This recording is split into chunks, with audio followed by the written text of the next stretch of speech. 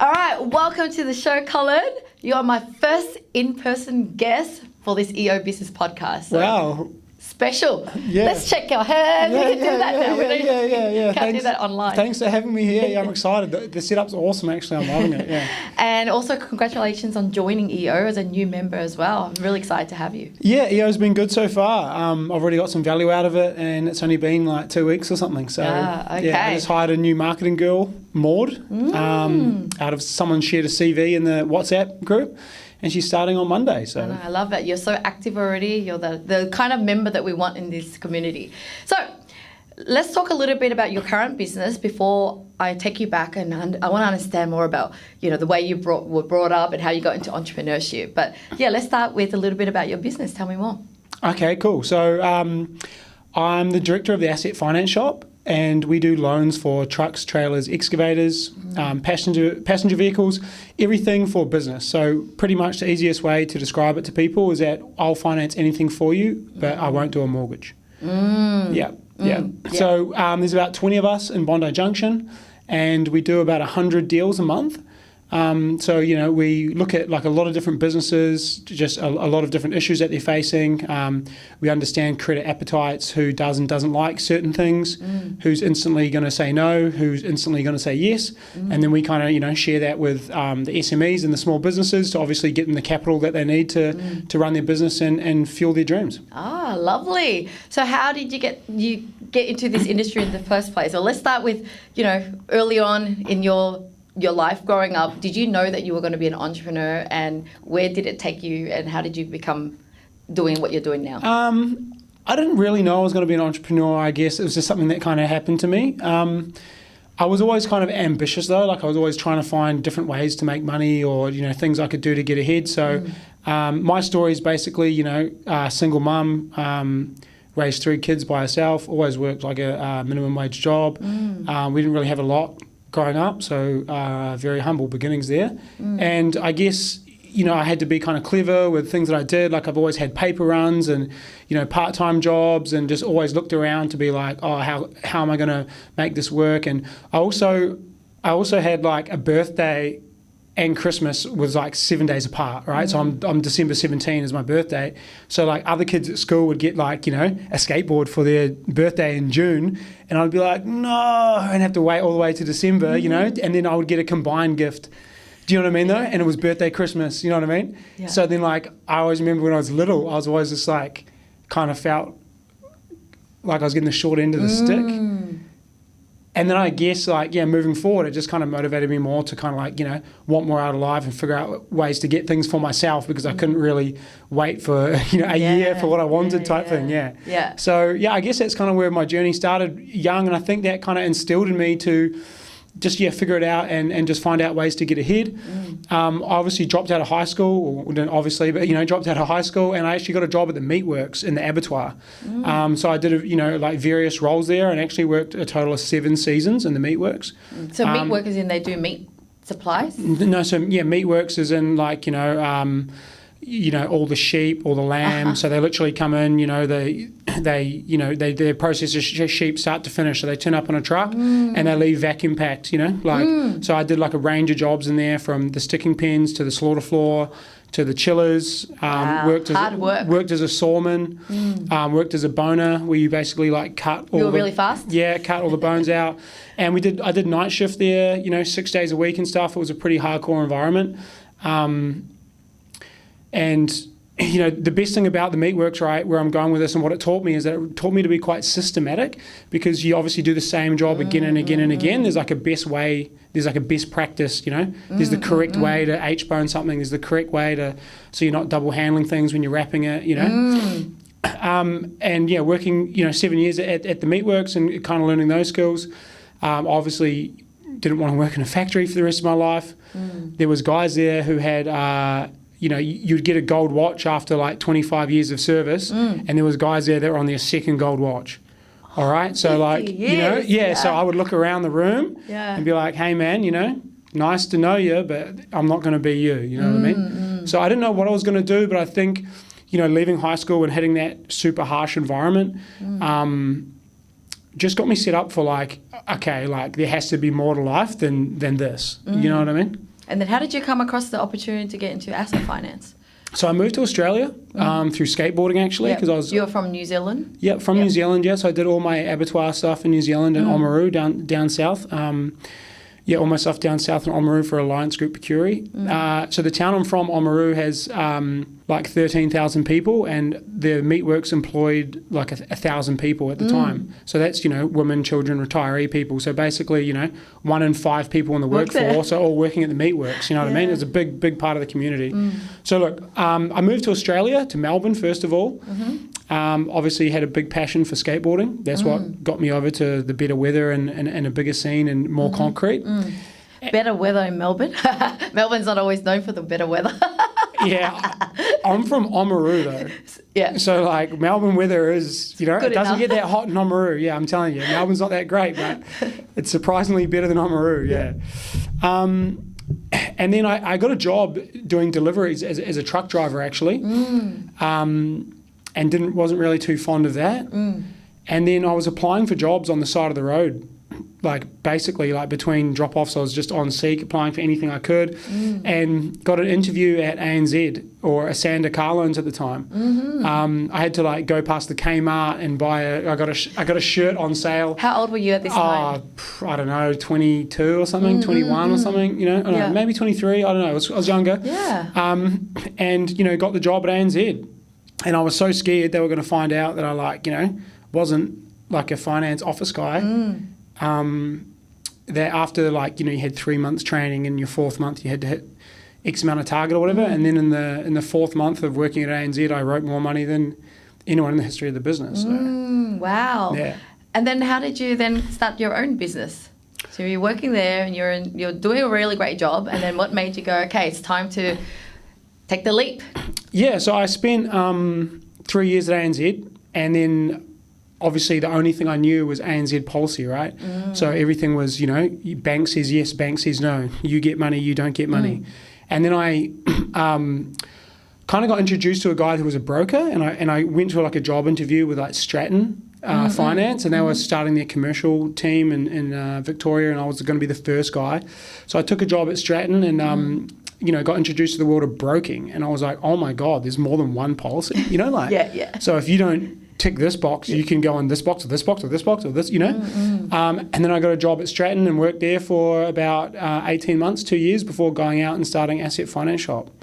So obviously, when we're brokers now and we have businesses that come to us, instead of, good customers like I used to see at the banks, getting told no, we actually have the ability to provide finance for those people that don't fit the box. Yeah. So it's pretty much was your first stint. Like, what do you think that made it work? Because usually people start business, they fail. You started this and I guess you made it work. Like, what were some secret ingredients? Honestly, I think one of the main secret ingredients is that, I don't want to sound like forward or whatever, but I'm a good operator. So I'm always on the phones, forthcoming with people. I'm not scared to have hard conversations, and then when it came time to build the business, I just, I was kind of used to already broking. And to be honest, it was just, it was very small, like 1 or 2 people in the business type thing. So we just, made a lot of calls, delivered a lot of service, went above and beyond, built those relationships with people. And then really managed to scale up from there. So it wasn't like we needed a huge capital outlay. I was literally calling people from my bedroom when I first started. Yeah. You grew up from a single mum family. What were some, I guess, things that you've learned or perspective that you kept on that made you who you are today?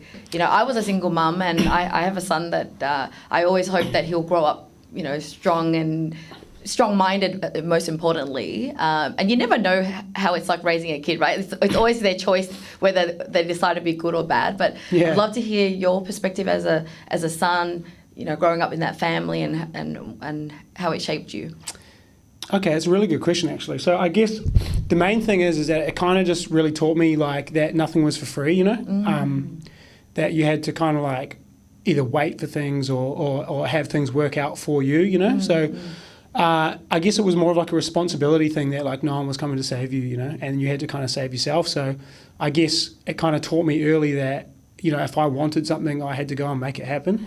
Because you look around for other people that may or may not have things, or people be in different positions or whatever. But at the end of the day, none of that matters because you're still alone. Yeah. And having nothing, does it also make you feel like you've got nothing to lose in business, or like all the resilience? Because I grew up in a very, I guess, you know, lower class as well, growing up in Sunshine in Footscray in Melbourne, and my parents didn't have a lot, and so I guess when you don't have anything, you just hustle when you've got nothing to lose. I know that mentality. Yeah, I guess it kind of makes you more free and easy with it all. And I think it makes you more relatable to a lot of the people that you work with too. Because, I mean, one of the biggest lessons for me in business is that, you know, I have to learn these skills of how to run a business, you know. The one thing I was good at was like doing the work, but I wasn't very good at working on my business, you know. That's why people like EO and all that sort of stuff comes full circle for me, because I get that kind of support network and I can ask these types of questions to people. Obviously, you know, like I'm in my 8th year now or something, right? I've learned a lot of lessons the hard way. I'm not as, you know, dopey as I used to be. But be honest, yeah, you know what I mean? Like, you know, I was just younger and like still chasing my skateboarding like career dreams, and like just loved filming people, and was like trying to do trips to China and like, you know, going to the States and stuff, and just having a fun time where if I could go back and do it all again, I would have definitely like sorted out some of my problems from my job and been like way further ahead. Yeah. And you mentioned that you worked in you know, that meat works where they were very systematic. Yeah.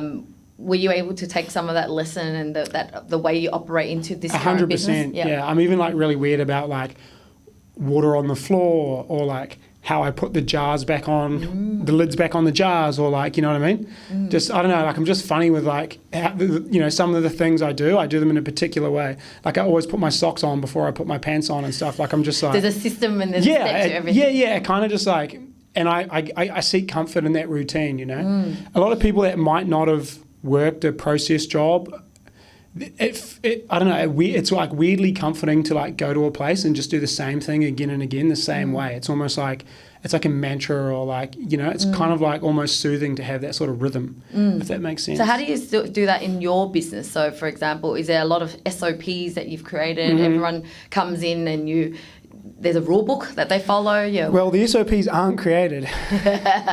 Some of them are, and we have best practice. We're actually currently going through the SOPs inside of our HubSpot at the moment, and like really stamping that out. And I have like my main ops guy like doing all the looms for the offshore team and stuff at the moment. So we're like, you know, we have these practices. So these are something that we're actively doing at the moment. But I'd be lying to you if I said we had it mapped out, because the business is funny too. There is a lot of grey area, but for the most part, there is definitely like, you know, a playbook. These are the questions we ask. These are the questions we have to ask, you know, and these are the steps one at a time. So there are definitely parts of it. You know, when I am training new guys in the business, I have a bit of a staunch saying with them where I'll tell them, I'm like, hey, mate, I need you to do this, and then I need you to do this. And then I'll say, mate, I'm not asking you. You know what I mean? Like, I'm telling you, like, this is how we do it. You know what I mean? So there are some things that I will be quite, like, hard with people on, but... You know, I didn't just make it up yesterday. These are tried and true, and I've learned from, you know, from pain and mistakes and money lost and opportunities lost and relationships burnt, you know. So we do these things to not go through that again and again. Well, can you share a story of either money loss or relationship loss that we could all learn from? Any war stories that you're willing to share?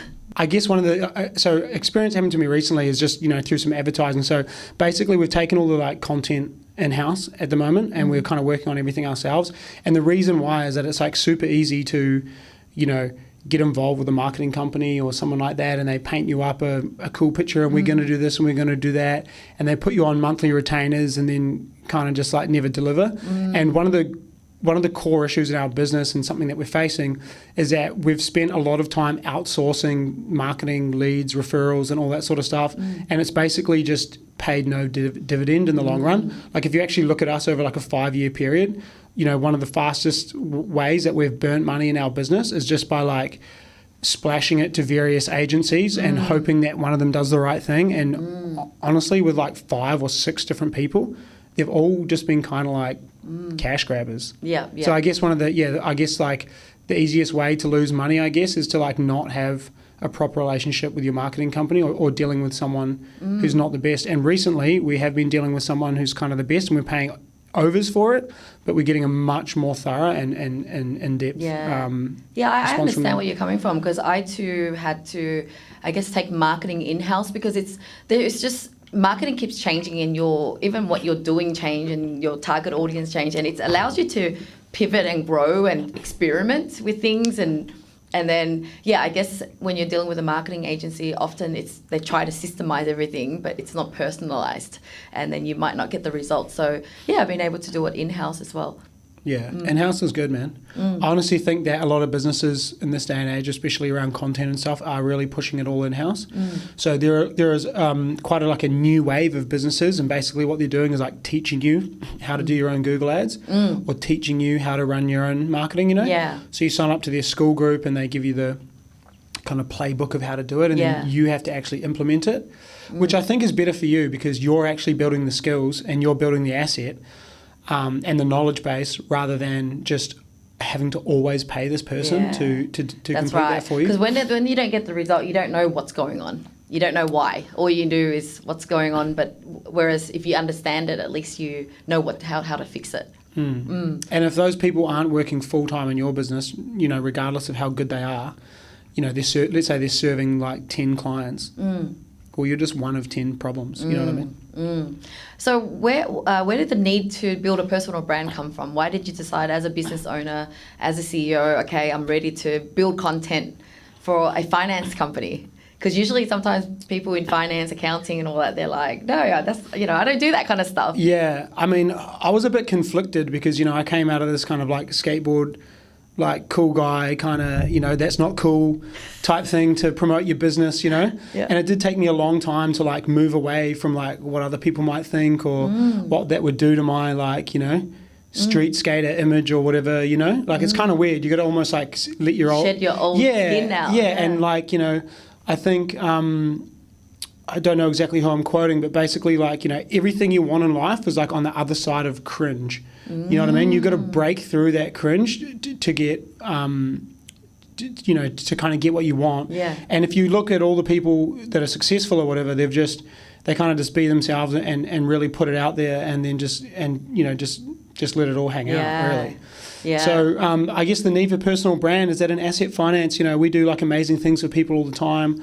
We save people that, have had ex-bankruptcies, or they got ATO debt, or we raise money against their business, so they can continue to expand it, or we, put 5 trucks on for them, or take them out of a bad deal and put them into a better one. And I have a guy who had some excavators stolen just the other day. He called me up, and, I got him 2 new ones like the very next day, so he could go back out and continue working his job and not be, not have that downtime. And we're kind of just, making all these small miracles for people, but it's all behind closed doors. So I just wanted to kind of get on the front foot, put some of the stories out there, and just, let other businesses know that, we have the ability to solve these problems for you, and, we're more than welcome to help you solve them too.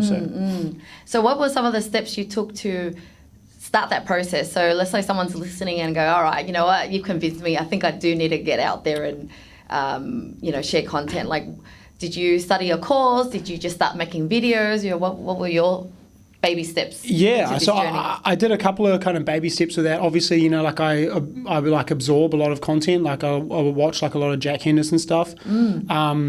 That guy's just everywhere. You know what I mean? He's a real. And he's a member of EO. Yeah, that's why you're here too. Yeah, and he's a real monster in that field. And I'm just like, man, this guy's just everywhere. Like if anyone wants to buy a property, they're going to definitely like contact this guy, right? And then I was just kind of like, man, no one really does this in asset finance. Like no one's going on and on about trucks or cars or business loans. This is like a pretty, he's painted a pretty clear path for how to get leads, right? And get attention. So one of the things I did, I actually signed up to another guy from Bondi. His name's Alfie. Alfie Gets Hard on Instagram. He has his own course called Amplify, and basically he just goes through, your like unique selling proposition, who your ideal client profile is, your USP and ISP. He gets you to just to do a deep dive on what you're about, what you want to represent, what you want that content to look like. Because it's all good just to like, cruise around and film anything. But at the end of the day, the content you put out needs to resonate with your end user. And, you don't just want to be like, oh, hey, I'm a finance guy, I'm into cars and I do some boxing and I like skateboarding too. Or it's like, mate, what are you about? Are you about cars? Are you about boxing? Are you about skateboarding? Or are you actually delivering value and content to the people that want to get business loans or truck finance or get some lending through their business? So then we've pivoted that whole strategy where everything has to be delivered for the actual customer that we want to apply through the finance. So through the socials, if that makes sense. Otherwise, you're just kind of making social media for you. You're not making it for your ideal client profile. And I can share that because when I decided to share content and committed, I'm like, that's it, I'm going to do regular content. I started vlogging my life. I thought everyone wanted to know Lynn's life. I was shooting at daily vlogs and then only realized that no, you need to deliver value. You're not anyone famous yet. You're not a Kardashian that people just want to follow. But one thing that I discovered learning about content is they talk about the first 100. It's about just making content anyway, doing it regardless, and don't worry about what you're actually shooting and getting your face out there. How did you overcome the camera shy or just being able to, create content? Well, man, I'm telling you, I'm still overcoming it. There's definitely days before we start and I get it all organised and I sit down and I'm like, oh my God, why did I do this, on the inside? And then I just have to like rock up, put the face on and just like get through it, But we have a pretty cool setup, kind of similar to this one in the office where I can kind of take phone calls and everything's like recorded. And then obviously at the end of the call, I ask the client if it's okay for me to use it. But look, that's a really good hack. So you've got clients coming in the door and then you might go, hey, do you mind? No. So like I call on the phone. So like what the big trick is that if you can record a phone call like this with it out loud, hey man, I know you dealt with, Hugo from the office. Can I just give you how was everything? How was the service? Oh mate, unreal. Awesome. Did Hugo deliver everything on time? Yep. 10 out of 10, mate. You did everything. Like if I ever did anything again, I'll call you back in the future. And you're like, sweet as, awesome, thanks. And hey, do you mind if I use this phone call or anything for our socials or reviews? The guy's like, nah, mate, sweet. You guys did a great job. Love that. Cheers, thanks. I'll hang up. But if I call him and say, hey, I'm just going to ask you some questions about Hugo. Do you mind if I use it for my socials and record this call? You'll go, was it good? And they'll go, yes. That's so true. So they freeze up, right? So you catch a guy really natural. You let him let it all hang out. Yeah. And then you've got like some raw content to post, because the people, like even this here, I'm definitely aware that we're on camera, And I love that it seems like when you're ready to do something, you try to do it well and do it right. Like setting up the system, you just said you've got a guy coming in and just shoot content whenever you can. It's like, how do you think, what makes you think that way? Like, I'm going to make it easy. I'm going to make it, I don't know. It feels like you go all in. Yeah. I'm definitely like an all or nothing type of guy. Yeah.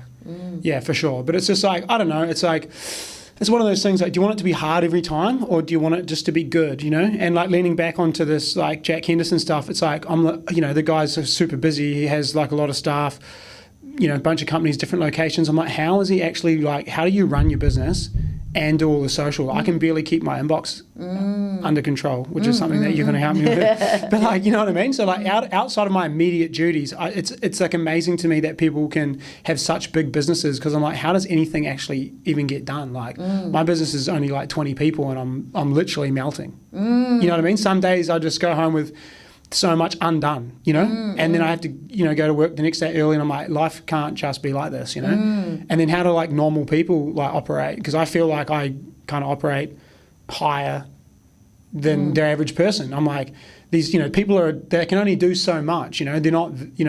We all have 24 hours in a day, so how are they running it? And they're not, I can't touch type or anything. I'm a little bit slow, but my chicken pick method is like efficient, and I use a lot of dictation too. But yeah, sometimes I just wonder how people get it done. It's impressive, And you're about to have a baby, I guess. What's your plan? How are you going to plan to make sure that you can still run your business and kid? Have you thought about that? Not really. I've just tried to make everything as smooth as I can for my wife. I just want everything to be like nice and perfect and comfortable at home, and she's got all the support that she needs. Yeah. Obviously, I'll be at home for a bit and I've got the computer at home where I can kind of duck into the room and catch up on some bits and pieces. But I plan to maybe do 8 till 12 or something and then come home, but it just depends on feeding and that. Like maybe she wants to sleep at that time and I might do 10 to 1 or I don't know, but I still want to go into the office for a couple of hours every day because my team's very dynamic. Like we don't do the work alone. Like I really share it with everyone else in there. We all play our part in like operations and credit and like where deals are at and stuff. But ultimately it just really depends on how she's doing. You know what I mean? Oh, that's so sweet. So, you know, considering you were growing up and you had a different kind of family circumstance at that time, how has that shaped you into what you want for your family now that you're having a family? Is there certain things, because we always learn from our parents, right? The good and the bad. We're like, from now on, I won't be doing this, or I'm never going to be like my mum or my dad. Has there any stories that you've told yourself that, hey, when I have a family, this is kind of my way? I mean, I don't really tell myself the stories, but there's just like things that already kind of happened with me by default. So like, I guess even like, you know, going back to my like skateboarding years, I was like, I'm a filmer, right? So I do lots of the filming. And when you're a filmer, you're kind of the guy that like, you know, picks people up, drops them off, captures all the footage, has to go home and edit it. You know what I mean though? Puts it all together, has to make the edit. You're kind of naturally become kind of the father figure, and like if you want to make a video or a project that you work on for 1 or 2 years, you have to like pay for things, you know, get people on board with it, you know. So you know, you do provide that level of support. You're almost like a coach in a weird way, right? So I guess, you know, I'm just looking forward to going through those motions with my son, and yeah, it's going to be awesome, man. I kind of want him just to get to like 5 years old as fast as possible, you know? Because like before then, it's kind of like, oh, you know, it's hard. He's just not very coordinated, you know what I mean? Like, can't really play with him. But I guess from like 5 up, you know, we can really start like having a crack. And then also as well, I think from like 10 to 15, and those years are really important, you know? I kind of like just did nothing during those years. When I look back on my life, you know, I wish I had like someone like really take me to practice and like, you know, really like instill like that routine and discipline, you know. I could have learnt a lot in those years instead of just like playing video games and eating biscuits and riding my bike around and throwing rocks at cats.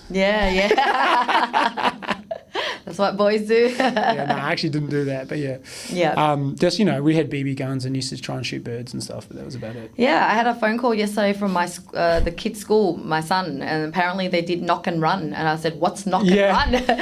And luckily he wasn't involved. I mean, he was part of it. He was watching. He wasn't the one doing it. But still, yes, little boys can get up to, I don't know, crazy things. Man, I guess when I was little as well, I was like in the 90s, so it was like 91, 92, you know, 93, like before the internet and phones really. So like, people, maybe it's a good thing that they've got a phone now that keeps them busy most of the time. They don't run amok. I know, and I think just, you know, there was no cameras back in the day and stuff like that, so you could just get away with murder. I remember guys on my block used to like toilet paper and egg people's houses all the time. I didn't really get involved in that. I was actually quite good. I was actually quite a good boy growing up. I was actually quite well behaved. Oh, that's so good. My mum used to hold up this picture when I was a naughty teenager and be like, "What happened to my son?" and stuff to like guilt trip me into being better behaved. So what's next for you as an entrepreneur? 8 years in it, it feels like you're about to build content. So you're still going full throttle, or like, I guess, what's your view on the next 5 years that you're thinking? Yeah, for sure. So we recently started like asset finance shop insurance services that like partners with the finance side. So we can obviously do like, you know, business like lending and then also the insurance at the same time. We'd like to do some accounting as well. We have a lot of problem with accountants. Like a lot of people's accountants are away, or they can't get us the documents we need, or they're not providing the service. It's just, I don't know, just from my years of experience, we have a lot of like blowback in accounting. So I guess it's just to kind of distribute that. We're looking to start providing to the New Zealand market as well. It's very similar to the Australian market, but slightly different. Me being from New Zealand too, it kind of just makes perfect sense. And then, we've got a new office with like a brand new fit out, should be completed in January in Alexandria. So we're just looking to kind of get settled in there, really, you know, ramp up the content, push into the accounting, the insurance, and maybe trying to do some lending in New Zealand. But honestly, just that alone is going to keep me busy for 24 months at least. I love it. So, you know, before you decided to start a business, obviously because you were like, I need to make money so I could buy things that I want. Has that need changed? Like now that you've been in business long enough, like have you discovered that you love it for something else, or there's a purpose to what you're doing? Or is there any new discovery about why you're still doing what you're doing? Yeah, for sure. I really do get like a lot of pleasure in like the kind of community aspect of it. You know, like I like to go to work and have all the people at work. You know, we have like a really good team. You know, like the day one guys and the guys that are really like team AFS. It feels good to have those guys in your business. You know, it's like your own little like squad. So I want to continue to grow that community and grow that kind of family at work, you know, because you spend a lot of your life at work, you know what I mean? And you don't want to go somewhere where either your staff don't want to be or you don't want to be, you know? Yeah. So if I'm having issues with people at work, I'll get on top of them real quick because I've had an environment at one point, I think we had like 27 and it was like these people versus these people and this person doesn't like that person and you know what I mean? It gets crazy and then you're kind of like, man, like I don't own these staff, like all these staff own me. You know what I mean? It's like... And then everyone's like yelling at you and it's your problem and like you don't have you don't have HR and like, you know what I mean? Yeah. You're wearing all the hats and you're just like, man, these people have got to go away. Like, you know, they're not helping me, you know? Yeah. So how have you evolved as a leader? Like now that you've been in business long enough, you've gone through battles and, you know, learnt new different levels in business. How do you think you've evolved? Definitely a lot more diplomatic, you know. When I kind of first started the business, I was like way more keen for a fight, you know. Okay. Well, like people, you know, people wanted to fight, you were keen for a fight, and like, you know, what is it? It's like, is it like principles or something are expensive? I can't remember the saying, but it's just basically like, you know, it's easier. Like a lot of the time now, I just won't even get involved with something, you know, like. I'll just won't talk to the person or, you know, if you get like a shit deal or whatever, you're best to be like, hey, cool, thanks, I'll get back to you. Or just just ghost people is kind of easier than just, you know. Like you don't need to battle and fight. I feel like negative energy just breeds more negative energy. Like I'm actually like... more chilled now. Yeah, but I'm kind of like, I'm quite into karma. And I really believe that like the more you're like kind of like fighting and negative and like... bad experience, like just the more of that comes around. Does that kind of make sense? Yep. Like more drama leads on to more drama. So I guess in this day and age, like if anything smells funny or whatever, I'm more than happy just to be like, hey, thanks, but no thanks. Or maybe next time or whatever, and I'll just go over here, you know? Like I just don't want to get involved in anything negative, you know? I feel like the path to winning is definitely like through positivity and being optimistic and just don't associate yourself with people who just want to fight, you know? Because misery loves company, man, and they'll drag you down, you know? I love all your quotes this. Does that make sense? Yeah, I get it. I totally get you. You know, they say like you attract what you are, and even energy, like attract like as well. So I always believe in that too. Yeah, so if you're cruising around doing all that, I guess as a leader, I'm a bit more tapped into that side of things. Obviously, as well, like I definitely have a lot more long-term thinking. Like, what is the actual, what are the pros versus the cons? You know, like sometimes a quick win today isn't always the right thing. You know, especially in finance, it's like real easy to try and do a deal to like get the comms today, or push the deal through when maybe it shouldn't go through or something. You know, when you're kind of like. And also as well, like, do you want this person as a customer?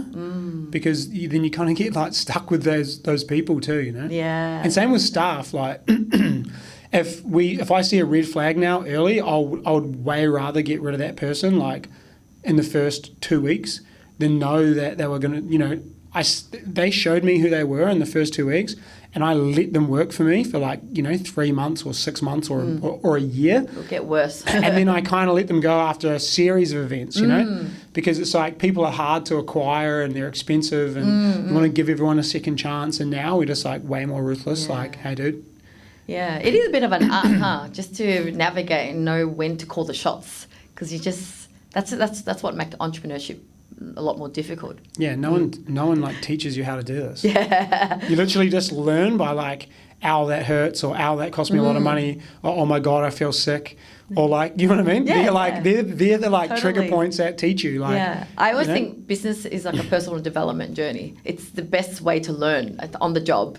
Oh, 100%. Yeah. The growth you have and just like getting humbled is like, I actually low-key enjoy it. Eh? I love that feeling of like, oh yeah, of course. Or the other saying in the office everyone's got is classic. You know what I mean? They're like, very funny. Yeah, or the other one as well that goes around is how good. You know, like something real bad happens. Or the other one that's real good too, the guys in the office just go, yuck. And I'm like, what? And they're like, oh, so-and-so's declined, you know? Or like, look at these approval conditions for so-and-so, you know? They just like make your life hard with like, can you provide this, portals, BAS, this, proof of this, explanation for that, da-da-da, da-da-da, you know? Yeah. You'll just hear the ops guy say yuck, and you're like, oh, no.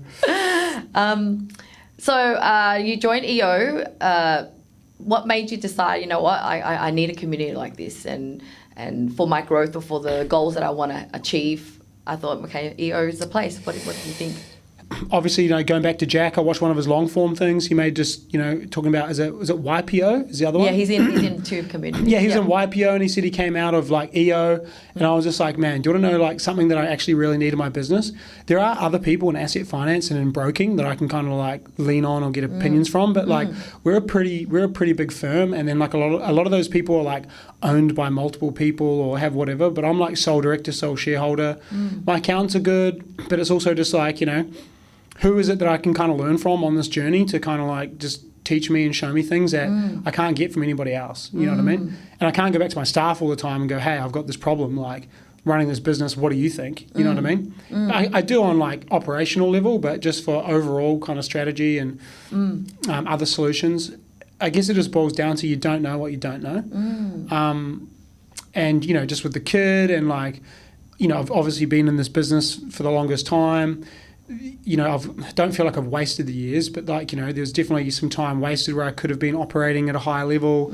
And I've just, I've kind of got to the point now too where it's like, okay, well, man, I'm 40 next year, I'm going to be 50 in 5 minutes. In 5 minutes. You know what I mean? Yeah. Like it's going to happen. I'm either going to be dead or 50 in 5 minutes. Like either way, I need to like just be better, So I guess EO was my kind of vehicle to be like, just to get to that next level of like professionalism and just continue to grow as a business owner. Yeah, because what I love about it is not just about business too. It's about how to be a better partner, a better daughter or whatever to your family. But it kind of ripples effect into your business, because if you're not a happy person at home, you can't be your best in business as well. So that's what you'll learn. That's right. It's just inspirational, and just get closer to other people that, do different things and share your story and theirs. I mean, everyone's, people are just people at the end of the day. But yeah, I'm just really enjoying, more networking and just other opportunities. And that's the same thing with the personal branding, like I should hopefully just be able to stack a few wins and just, try to break through to the next level and hopefully as well write some more business. And, we pretty much help people along the way. So, yeah. Well, I love that you're always seeking growth and you're trying new things, and you're humble enough to go, I don't know what I don't know, and I want to learn more. What else would you say you would want people to remember you for, or your son who you're about to have in this world? What do you hope that he remembers his dad for when he grows up? I guess just doing what you want to do, man. Just like no permission necessary. You know what I mean? Like people don't own you. You don't owe them anything. You really like unapologetically want to be yourself to some level. Obviously you be reserved with people that you don't need to be open with. But at the end of the day, like I always think like truth is the best medicine, you know what I mean? Or like that honesty breaks down all the barriers, if you can be completely honest and upfront with someone with how you feel, then it's just, that's it, it's out there in the open. So I don't know, I guess, just to be yourself and just not be worried about other people, because you have to just like stand up for yourself in this life, you know what I mean? Yeah. And that's kind of that's really where I want to go with this.